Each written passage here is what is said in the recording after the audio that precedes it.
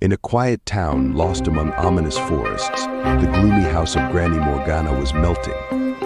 This house was covered in a layer of darkness that seemed heavier than any darkness that could exist. The creaky floorboards rattled under the weight of secrets, and the mysterious light penetrating through the curtains revealed only a small part of what was going on inside. In this house lived Morgan's grandmother, an old and lame old woman whose eyes sparkled like a terrible firefly in the darkness. But her sweet appearance and way of smiling could easily be fooled by the naughty kids playing around her house. They had no idea that behind this attractive mask was a beast devouring its victims. Every evening, when twilight engulfed the town, Grandma Morgana came out onto her crooked porch, inviting the children to an evening meal. She pretended to be a kind old lady, offering them sweets and toys to lure them into her trap.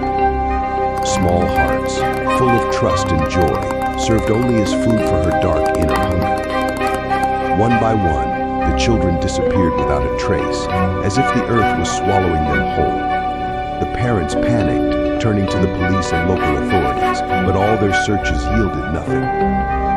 The town was enveloped in fear like a dark blanket, and Granny Morgana's shadows grew longer and more ominous.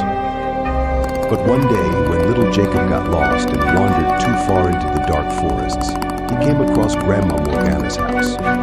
His heart began to beat with fear, but his thirst for adventure and curiosity won out. He stepped inside, defying the unknown threat. But when the door slammed behind him, he realized his mistake.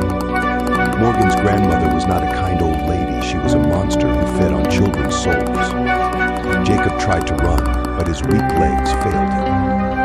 He heard his grandmother's sinister laughter as she approached him, preparing to devour him alive. When new disappearances appeared in the town in the morning, Jacob's parents realized that their son had fallen victim to Grandma Morgana. But his body was never found, and his soul remained captive in the dark kingdom of this sinister old woman.